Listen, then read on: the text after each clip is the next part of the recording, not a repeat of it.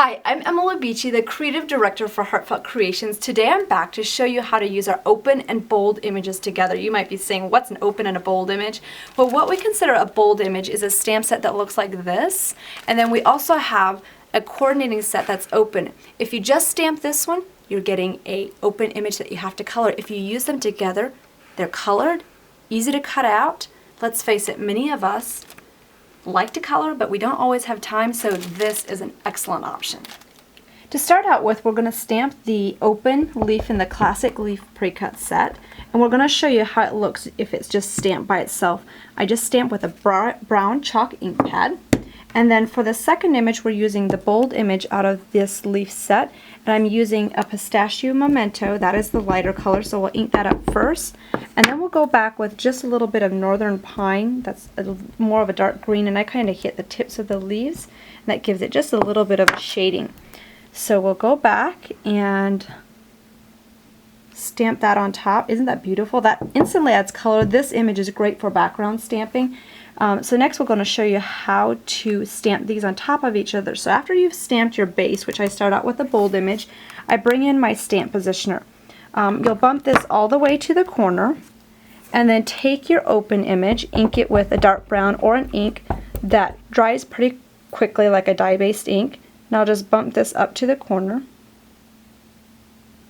stamp that onto the acrylic, and then we'll move this over and we'll line this on top of that bold image. This shows us exactly where that open image is going to stamp on top. So we'll pull this away.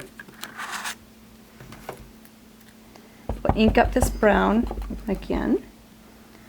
Then hold on to your acrylic corner piece so it doesn't move. And once you've bumped that in the corner, you can just press down. Isn't that perfect? So you can see you have the outline, it's colored, and you can then cut that out with the coordinating leaf die. We have two other sets. This is the open leaf pre-cut set, and this one you can stamp the open leaves or the bold leaf. These are a little bit smaller, so you can really insert them with any of your dimensional flowers. And for the bold leaves, you can do some amazing background stamping, or you can also see on this one we did a little bit darker and stamped some words on top, so that was a really cute concept with the bold leaves as well. The next step is stamping an open vintage floret and stamping the bold one on top. So you can see in this set we have the bold vintage floret and then the open vintage floret. You can do the same technique with ink like we did with the leaves, but I'm going to show you a quick glittering technique with the bold and the open one together. So to get started, instead of stamping the bold one first, we're going to stamp the open one first with the brown ink. So you can stamp bold or open first, whichever you prefer based on the technique that you're doing. So we've got that down. Now I stamped the bold vintage floret on top of my acrylic block with the glue. So it's just a very faint imprint. If you're at home doing this, you could stamp it with a darker ink so you could see it better. So I can just see a small outline of that. I guess I didn't want to clean my stamp, so I just stamped it with the glue. So we're going to ink up the bold image with the glue pad. So hold this to the corner. If you're using the stamp positioner at home and it just moves around for you and you're not getting it positioned correctly, another tip is putting a little glue dot on the bottom of the stamp positioner that'll hold it in place for you.